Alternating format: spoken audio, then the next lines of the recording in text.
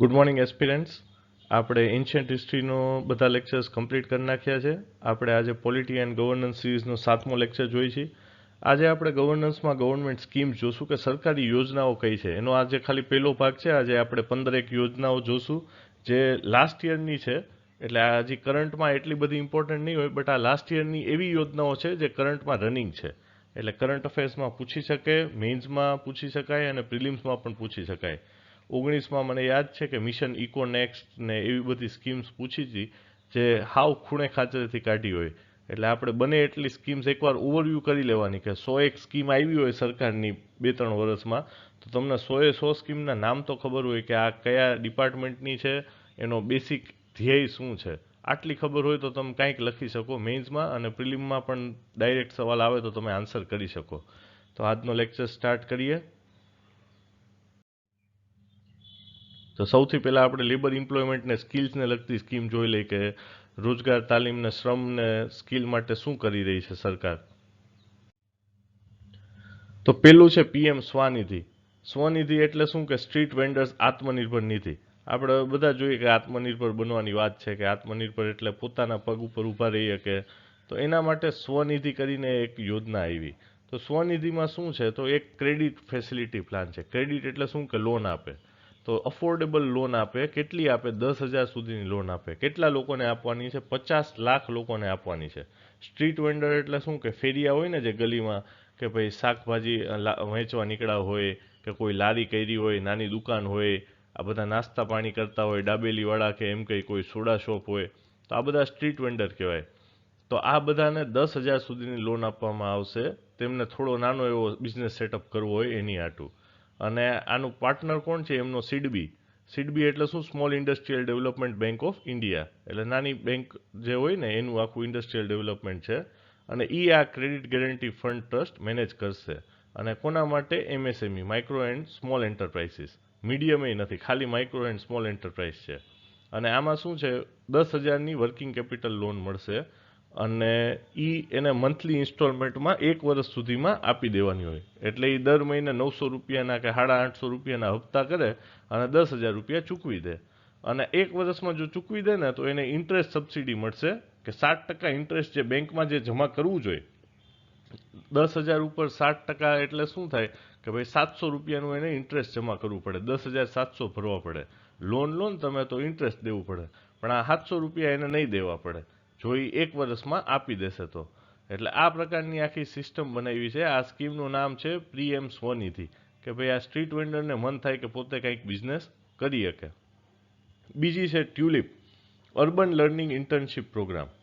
તો અર્બન લર્નિંગમાં શું છે કે ભાઈ જે ગ્રેજ્યુએટ થયા હોય ને આ વર્ષમાં, ચાલુ વર્ષમાં જે ગ્રેજ્યુએટ થયા હોય ને એ લોકોને અર્બન લોકલ બોડી એટલે કે ઓડા છે, વુડા છે, પછી આરએમસી છે, એએમસી છે, આ બધી સંસ્થાઓમાં એમને ઇન્ટર્નશીપ કરવાની. ઇન્ટર્નશીપ એટલે શું કે ભાઈ થોડુંક એક્સપિરિયન્સ રહે ને ડાયરેક્ટ નોકરી ના મળતી હોય તો એ સમજે કે સરકારમાં કઈ રીતે કામ થાય, કોર્પોરેશનમાં કઈ રીતે કામ થાય, અર્બન ડેવલપમેન્ટ બોડીઝમાં કઈ રીતે કામ થાય. તો આ પ્રકારની એક ઓપોર્ચ્યુનિટી એને મળે. એટલે આ યોજનાનું નામ છે ટ્યુલિપ. નેક્સ્ટ છે SVEP, startup village entrepreneurship programme. Startup એટલે શું કે નવો ધંધો ચાલુ કરવો. એન્ટરપ્રેન્યોરશિપ એટલે ધંધાવાળું કામ કંઈક કરવું. એટલે આ પ્રકારની એક યોજના બનાવી કે જે ગરીબ હોય, ગામડાના ગરીબ, એ લોકો એક કન્સેપ્ટ આપે ને કે મારે આવો ધંધો ચાલુ કરવો છે, તો એને ઇન્ટિગ્રેટેડ આઈસીટી ટેકનિક દ્વારા તમારે કંઈક એડવાઇસ આપવાની. કે સરકાર એને એડવાઇસ આપશે કે ભાઈ આ રીતે ધંધો તમે કરી શકો, પછી આ રીતે તમે ફાઇનાન્સ મેળવી શકો, તમે લોન લઈ શકો બેંક પાસેથી, તમે સેલ્ફ હેલ્પ ગ્રુપ પાસેથી, સ્વસહાય જૂથ હોય ને જે સેલ્ફ હેલ્પ ગ્રુપ, એમની પાસેથી તમે લોન લઈ શકો. તો આ પ્રકારની એને આખી ગાઈડન્સ આપે કે તમારે ધંધો ચાલુ કરવો હોય તો તમારે શું શું જોઈએ, તમારે કેવી રીતે સ્ટોક રાખવાનો, આ બધું એને માર્ગદર્શન આપવામાં આવે છે. અને આ એક દીનદયાળ અંત્યોદય યોજનાનો ભાગ છે. જે એનઆરએલએમ છે ને, આના ઉપર એક સવાલ આવી શકે. ડીએવાય એનઆરએલએમ એટલે દીનદયાળ અંત્યોદય યોજના, national rural livelihood mission. Livelihood એટલે શું કે રોજીરોટી, કંઈક રોજગાર આપવાનો છે એને. એનું એક મિશન ચાલે છે એનઆરએલએમ. કોણ ચલાવે છે? Ministry of rural development. એટલે રૂરલ ડેવલપમેન્ટની આ યોજના થાય કે ઇમ્પ્લિમેન્ટેશન ઓફ એસવીઈપી કોણ કરશે? એનઆરએલએમ કરશે. અને એને શું કરવાનું? ક્લસ્ટર આઈડેન્ટિફાય કરવાના, અર્બન મિશન. ક્લસ્ટર એટલે શું કે એક આમ એને આખા જૂથ ગોયતા કે આટલા પ્રકારના આ આજુબાજુના ગામડા છે ને અહીંયા આટલી બેસિક ફેસિલિટી નથી, એટલે ત્યાં તમે ટાર્ગેટ કરો કે આ લોકોને ગાઈડન્સ આપો કઈ રીતે ધંધો ચાલુ કરવો, આ લોકોને કંઈક ડેરીને લગતો ધંધો ચાલુ કરવો હોય કે પોલ્ટ્રીને લગતો ધંધો ચાલુ કરવો પડવો હોય, કાંઈક કરવું હોય એમને શીખવાડીએ કાંઈ. નેક્સ્ટ છે પ્રધાનમંત્રી જન વિકાસ કાર્યક્રમ. એટલે જન વિકાસ કાર્યક્રમ કોના માટે છે? માઇનોરિટી માટે છે કે જે લઘુમતીઓ હોય એમને બેટર ઇન્ફ્રાસ્ટ્રક્ચર અને સ્કિલ આપવાની, કે એમની સ્કિલનું આખું ધ્યાન રાખવામાં આવે કે એ સ્કિલ એવી સ્કિલ આપવાની વોકેશનલ ને એવી બધી કે રોજગારલક્ષી મળી શકે એને, અને એ મિનિસ્ટ્રી ઓફ માઇનોરિટી અફેર્સ કરે છે. નેક્સ્ટ છે સમર્થ સ્કીમ. સમર્થનું ફૂલ ફોર્મ શું છે કે capacity building in textile sector. એટલે ટેક્સટાઇલને લગતી આ સ્કીમ છે. સમર્થ આવે ને કે તમને MCQ પૂછી લે સમર્થ કોને રિગાર્ડિંગ છે, તો સમર્થ ટેક્સટાઇલ સેક્ટરને રિગાર્ડિંગ છે. તો સમર્થનો ગોલ શું છે કે 10 લાખ લોકોને ટ્રેન કરવાના. 10 લાખમાંથી 9 લાખ ઓર્ગેનાઇઝ સેક્ટરના અને 1 લાખ સાદા સેક્ટરના. એટલે એ એની ટ્રેનિંગ આપશે. તો એ લોકો આખી ટેક્સટાઇલને લગતી ટ્રેનિંગ આપે કે કઈ રીતે કપડું વીવાય સીવાય, એને કપડાને કઈ રીતે આ તમે સાદા કપડાં જે હોય જે માર્કેટમાં આવે એમાંથી આખો શર્ટ બનાવવાનો હોય તો આની આખી પ્રોસેસ શીખવાડવામાં આવે. એટલે એકદમ ડિમાન્ડ ડ્રીવન કે જ્યાં ડિમાન્ડ હોય એવી વસ્તુની ટ્રેનિંગ આપો. અને આને પ્લેસમેન્ટ ઓરિએન્ટેડ ટ્રેનિંગ છે. કોણ ઇમ્પ્લાય કરશે? નેશનલ સ્કિલ્સ ક્વોલિફિકેશન ફ્રેમવર્ક, કે આ એક માર્ગદર્શન ક્રાઇટેરિયા આપ્યા હતા નેશનલ સ્કિલ ક્વોલિફિકેશન ફ્રેમવર્ક, કે આટલી વસ્તુઓ તમારી ટ્રેનિંગમાં હોવી જોઈએ. તમે જો કોઈ પણ કૌશલ્ય તાલીમ કરો ને તો એ કૌશલ્ય તાલીમમાં આટલી વસ્તુઓ હોવી જોઈએ. એના સિલેબસને અનુરૂપ આ ટ્રેનિંગ આપવામાં આવે છે. કોણ ઇમ્પ્લિમેન્ટ કરે છે? Ministry of textile. હવે આપણે એજ્યુકેશન એન્ડ સાયન્સમાં જોઈએ કે એજ્યુકેશનને લગતું શું આવે. તો પેલી એક છે SUPRA, scientific and useful profound research advancement scheme. તો આમાં શું છે, કોઈ પણ નવા કટિંગ એજ ટેકનોલોજી હોય ને, ક્વોન્ટમ ટેકનોલોજી છે કે ગ્લોબલ ઇમ્પેક્ટ છે, આ પ્રકારની ટેકનોલોજી ઉપર રિસર્ચ કરવામાં આવે કે આનાથી શું ડિફરન્સ આવી શકશે, આને આપણે જો ઇન્ડિયા પરસ્યુ કરે તો ભવિષ્યમાં એને શું કોસ્ટ બેનિફિટ થઈ શકે, અને આને કોણ ડિઝાઇન કરે? તો કે science and engineering research board. તો આપણે આજે ખાલી બેસિક સ્કીમ જોઈએ રનિંગ હોય. ભવિષ્યમાં આ બધી જ લેબર એન્ડ એમ્પ્લોયમેન્ટ છે કે એજ્યુકેશન છે કે પછી હેલ્થ છે, આ બધાની આપણે બીજી 4-5 સ્કીમ્સ જોશું પાછી જે કરંટના ન્યૂઝમાં આવતી હોય, અને અમુક જે આત્મનિર્ભર ભારત કે પછી ઓલી MPLAD જેવી છે એના ઉપર તો એક સ્પેશિયલ લેક્ચર પણ રાખશું. આપણે ટ્રાય કરશું કે મોટા ભાગની સ્કીમ્સ કવર થાય. નેક્સ્ટ એગ્રીકલ્ચર એન્ડ લેન્ડ, કે એગ્રીકલ્ચર ઉપર શું છે, અત્યારે કિસાન આંદોલન ઘણા બધા થયા તો ફાર્મર્સ થોડા ન્યૂઝમાં છે, તો એના ઉપર પણ આપણે થોડુંક સ્ટડી કરી લઈ. તો પેલી છે રાષ્ટ્રીય કૃષિ વિકાસ યોજના RKVY. આમાં પહેલા છે ને RKVY રફતાર હતી. રફતાર એટલે remunerative approach for agriculture and allied sector rejuvenation. Remunerative approach એટલે શું કે એને જેટલી મહેનત કરી હોય એટલા રૂપિયા તો એને આપો વળતરના. એટલે આ 2017 થી 2020 હતી, પછી રિન્યુ કરી. એટલે આ RKVY શું છે કે ભાઈ એગ્રીકલ્ચર અને એની આજુબાજુના સેક્ટર હોય ને, જે પોલ્ટ્રી છે, ડેરી છે, આ બધાને ભેગા કરીને એક એમને રોજગાર મળી રહેવો જોઈએ, કે ખેડૂતની ઇન્કમ આવવી જોઈએ. એ ખેડૂતની ઇન્કમને ટાર્ગેટ કરે છે કે ખેડૂતની આવક વધવી જોઈએ.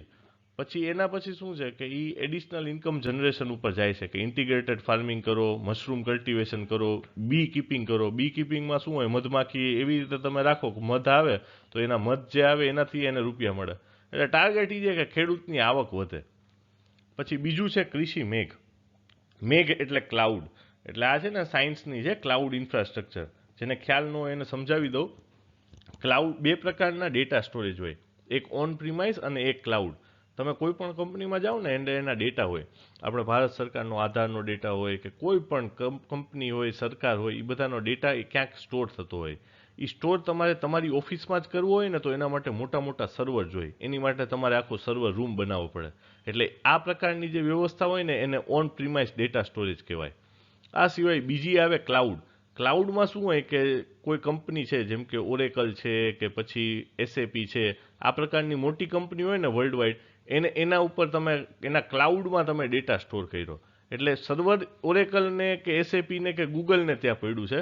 તમારે સર્વરનો કોઈ ખર્ચો નથી કરવો પડતો, ખાલી એ તમને ભાડે આપે છે એનું સર્વર.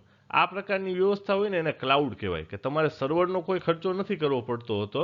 તમે એમને ગમે ત્યાંથી એ એપ્લિકેશન યુઝ કરી શકો અને એનો ડેટા ત્યાં ઓટોમેટિકલી ફેચ થઈ જતો હોય છે. તો આ પ્રકારનું ક્લાઉડ કોમ્પ્યુટિંગ જે હોય ને એને ક્લાઉડ કોમ્પ્યુટિંગ કહે કે આ પ્રકારની જે ઇન્ફ્રાસ્ટ્રક્ચર ઊભી કરે અને એના ઉપરથી જે રિસર્ચ થાય એ ક્લાઉડ કોમ્પ્યુટિંગ.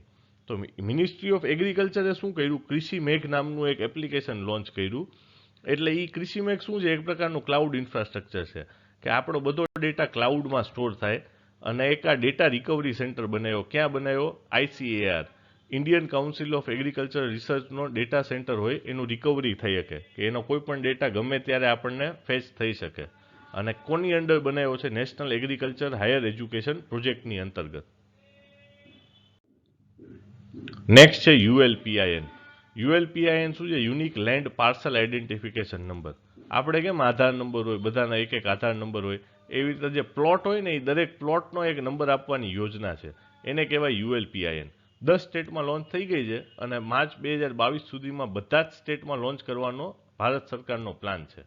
એટલે શું, દરેકને એક 14 ડિજિટનો એક પ્લોટનો નંબર આપવામાં આવશે કે 1 2 3 4 5 7 8 આવો કંઈક એક નંબર આપવામાં આવશે. અને એ પ્લોટનો આ નંબર છે ને એ જ તમારી ઓળખ કે ભાઈ એનાથી શું થાય કે જે આ જમીનના કબજાના એવા બધા કેસ છે, લેન્ડ માફિયાને તમે પહોંચી શકશો. તો આ એક તમારી પાસે ડિજિટલ ડેટા હોય, એક સરસ મજાનો ડેટાબેઝ તૈયાર થઈ જાય તો ભવિષ્યમાં આવી પ્રોબ્લેમ્સ ના આવી શકે જે અત્યારે આવતી હોય છે કે ભાઈ આ મારી જમીન ઉપર કબજો મેળવી લીધો કે આ મારી જમીન આટલી આ ખાઈ ગયો, આવું બધું ના થાય. નેક્સ્ટ છે સ્વામિત્વ. આ સેમ લોજિક પર છે. સ્વામિત્વનું ફૂલ ફોર્મ છે survey of village and mapping with improvise technology in village area. સ્વામિત્વમાં શું કરે, એક ડ્રોન છોડી દે, એ ડ્રોન છે ને માપી આવે બધું કે ભાઈ આટલાથી આટલા વીઘા આ ભાઈના છે, આટલાથી આટલા વીઘા આ ખેડૂતનું છે. આ પ્રકારનું આખું માપણી કરીને આપે એ સ્વામિત્વ સ્કીમ. કે ભાઈ ડ્રોનથી તમે એક સરસ મજાનો સર્વે કરી દીધો, રેકોર્ડ ઊભો કરી દેવાનો, રેકોર્ડની બેસિસ ઉપર તમે એક પ્રોપર્ટી કાર્ડ ઇસ્યુ કરી દીધા. કોણ બનાવશે? તો કે મિનિસ્ટ્રી ઓફ પંચાયત રાજ બનાવશે અને સંકલનમાં રહેશે સ્ટેટ રેવન્યુ અને લેન્ડ રેકોર્ડ ડિપાર્ટમેન્ટ. તો આ પ્રકારનો આખો સર્વે બનાવવાની જે સ્કીમ છે એ સ્વામિત્વ. નેક્સ્ટ છે PM આશા. આશા એટલે શું? અન્નદાતા આય સંરક્ષણ અભિયાન. અન્નદાતા એટલે ખેડૂત, આય એટલે એની આવક, ઇન્કમ, અને સંરક્ષણ એટલે એની રક્ષા. એટલે ખેડૂતની આવકની રક્ષા કરવાની છે. એટલે આ રીતે આવકને લગતી સ્કીમ છે. એના 3 કોમ્પોનન્ટ છે. પેલો price support scheme. Price support scheme એટલે શું કે ભાઈ આટલા રૂપિયામાં અમે તમારી પાસેથી પલ્સ લેશું, ઓઇલ સીડ્સ લેશું. એટલે આ બધું પલ્સ એટલે દાળ, કઠોળ, આ બધું જે ઓઇલ સીડ્સ હોય, તેલના બિયા, આ બધું આપણે ખેડૂત પાસેથી આટલા પ્રાઇસે લેશું એવું નક્કી કરવામાં આવે, એને પ્રાઇસ સપોર્ટ કહેવાય. બીજું હોય PDPS, price deficiency payment system. એમાં શું હોય કે ભાઈ MSP નક્કી કરી કે ઘઉંની MSP છે 300 રૂપિયા. હવે એને સેલ કરતી વખતે ખાલી 200 રૂપિયા જ મળ્યા ખેડૂતને, તો સરકાર બાકીના 100 રૂપિયા ચૂકવશે. એ જે મોડ થયો એને કહેવાય પ્રાઇસ ડેફિશિયન્સી પેમેન્ટ સ્કીમ. ત્રીજો છે private procurement and stock list scheme. એટલે આમાં શું કર્યું કે ભાઈ સ્ટેટ્સ પાસે એક ઓપ્શન આપ્યો પ્રાઇવેટ પ્રોક્યોરમેન્ટ સ્ટોક લિસ્ટમાં કે તમે છે ને સિલેક્ટ ડિસ્ટ્રિક્ટમાં તમારી પોતાનું સ્ટોક લિસ્ટ ઊભું કરો કે ભાઈ આટલો સ્ટોક અમે મેન્ટેન કરશું, આટલો અમે ડાયરેક્ટલી ખરીદશું, કેમ ફૂડ કોર્પોરેશન ઓફ ઇન્ડિયા ખરીદે એવી રીતના તમારે એક ઓપ્શન આપ્યો PDPSની સાથે સાથે PPPS. તો આ હજી પાયલટ ફેઝમાં જ છે, આ આખું કમ્પ્લીટ નથી. બટ જો તમને PM આશા મેઇન્સમાં પૂછવામાં આવે તો આ 3 એના કોમ્પોનન્ટ છે. પ્રિલિમમાં પણ તમને બેસિક કંઈક આવી શકે. તો આ હતું અન્નદાતા આય સંરક્ષણ અભિયાન. નેક્સ્ટ છે PM કુસુમ. આ પાવરને લગતી છે, ન્યૂ એન્ડ રિન્યુએબલ એનર્જી મિનિસ્ટ્રીની. તો કુસુમનું ફૂલ ફોર્મ શું છે? કિસાન ઉર્જા સુરક્ષા એવં ઉત્થાન મહાઅભિયાન. કે કિસાનને જે ઉર્જા જોઈએ એની તમે પ્રોવિઝન કરો. તો એનું પ્રોવિઝનમાં શું આવે કે એ વોટર સિક્યોરિટી માટે છે કે ખેડૂત જે પંપ લાવે ને, પંપથી મોટરથી પંપ ચાલે, એ પંપથી એ લોકો પોતાનું બધું પાણી ખેંચતા હોય ગ્રાઉન્ડ વોટરમાંથી. એટલે એ પંપ માટે એમને ઘણી બધી વીજળી જોતી હોય છે. તો એને રિગાર્ડિંગ સોલાર પંપ આપવાના. એ સોલાર પંપ આપવાની જે યોજના છે એનું નામ PM કુસુમ. એટલે આનું કવરેજ અત્યારે વધાર્યું છે. પહેલાં 18-19માં સારું એવું હતું, 20-21માં હવે એનું બજેટ બહુ વધારી દીધું છે અને 20 લાખ ખેડૂતોને આના સોલાર પંપ આપવાના છે અને બીજા 15 લાખને solar grid connected pump sets આપશે. તો આ પ્રકારના ટાર્ગેટ સાથે કુસુમ 2021માં વધારે સારો રોલ નિભાવશે એવી વાત છે. નેક્સ્ટ છે PM કિસાન. કિસાન સ્કીમ એટલે શું? કિસાન સન્માન નિધિ. એટલે 6000 રૂપિયા દર વર્ષે ભારત સરકાર ખેડૂતોને આપશે. એટલે એમાં 3 ઇન્સ્ટોલમેન્ટ હશે 2-2000ના. અને આ મની સીધું સેન્ટ્રલ ગવર્નમેન્ટ આપશે ખેડૂતોના ખાતામાં ડીબીટીથી, ડાયરેક્ટ બેનિફિટ ટ્રાન્સફર. એટલે પહેલાં એવી ફરિયાદ હતી કે વચ્ચે ત્યાં બધા પૈસા ખાઈ જાય છે, કે પ્લાનિંગ કમિશન ઓફ ઇન્ડિયાએ શું કીધું હતું કે 1 રૂપિયો આપો ને એમાંથી હેઠે 35 પૈસા જ પહોંચે છે, 65-70 પૈસા વચ્ચે ચાવ થઈ જાય છે. તો આ વસ્તુને રોકવા માટે સરકારે ડીબીટી કરે છે. તમને ખ્યાલ હોય તો અત્યારે લગભગ બધી યોજનાઓના લાભ છે ને સરકાર બને એટલા ડિજિટલ મોડથી આપવાનો પ્રયાસ કરી રહી છે, અને બને એટલા ડાયરેક્ટ બેનિફિટ ટ્રાન્સફર્સ કરી રહી છે. ડાયરેક્ટ બેનિફિટ ટ્રાન્સફરમાં શું હોય કે સીધા 25,000 કે 50,000 જેટલાની સહાય હોય, આમાં 6,000ની સહાય છે, સીધી 6,000ની સહાય એના ખાતામાં પડવી જોઈએ. આમાં 3 ઇન્સ્ટોલમેન્ટમાં 2,000માં પડશે, પણ સીધી ખેડૂતના ખાતામાં, કોઈ વચ્ચેથી નહીં, કોઈ મિનિસ્ટર પાસે નહીં જાય, કોઈ અધિકારી પાસે નહીં જાય, કોઈ ગામના ઓફિસર પાસે નહીં જાય, સીધી ખેડૂતના ખાતામાં જમા થશે. એટલે આ પ્રકારની યોજના છે કિસાન સન્માન નિધિ, પીએમ કિસાન. હવે આપણે આરોગ્યને લગતી યોજનાઓ જોઈએ. તો પહેલી છે જન આરોગ્ય યોજના. આપણને બધાને ખ્યાલ હશે, જન આરોગ્ય યોજનાના બધા મોટાભાગના જેએવાય કાર્ડ પણ કઢાવી લીધા હશે. આયુષ્માન ભારત છે ને, જે આયુષ્માન ભારત સરકારની એક સારી ફ્લેગશિપ સ્કીમ છે. આયુષ્માન ભારતના 2 કોમ્પોનેન્ટ હોય, હેલ્થ એન્ડ વેલનેસ સેન્ટર અને જન આરોગ્ય યોજના. હેલ્થ એન્ડ વેલનેસ સેન્ટરમાં શું ઇન્ફ્રાસ્ટ્રક્ચર ઊભું કરે કે ભાઈ મેટર્નિટી માટે કોઈ હોસ્પિટલ બનાવવાના હોય કે એ પ્રકારનું જે સેન્ટર્સ ઊભા કરવાના હોય ને, એ બધું હેલ્થ એન્ડ વેલનેસ સેન્ટરમાં આવે.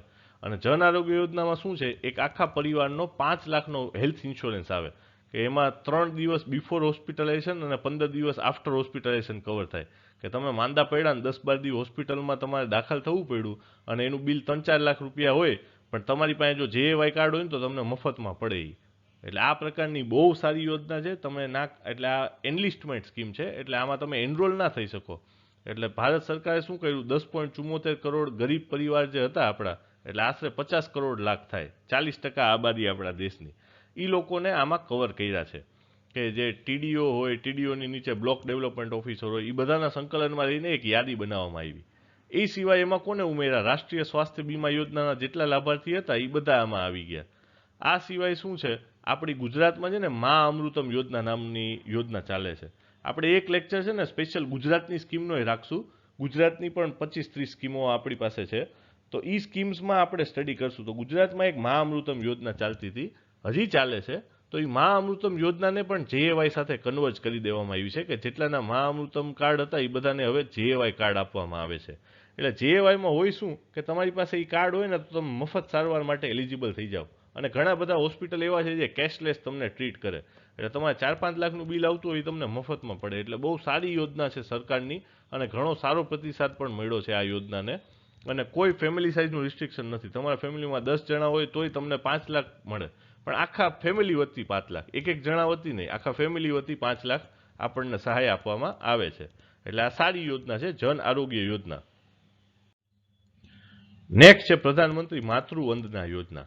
માતૃવંદના યોજના એટલે શું, મેટર્નિટી માટે છે, કે જે મહિલા બેબી ડિલિવર થાય એના પછી એ લોકો શું ઘણા ટાઈમ જોબ પર ના જઈ શકતા હોય, તો જે શ્રમિક મહિલા હોય એમને માટે તો ઘણી મુશ્કેલ થાય, કારણ કે એમને પાર્શિયલ કમ્પન્સેશન જોતું હોય, કે ભાઈ આ વેજ લોસ થાય છે એમનો, તો એમને પગાર ના આવે એટલે એમને ઘર કેમ ચલાવવાનું.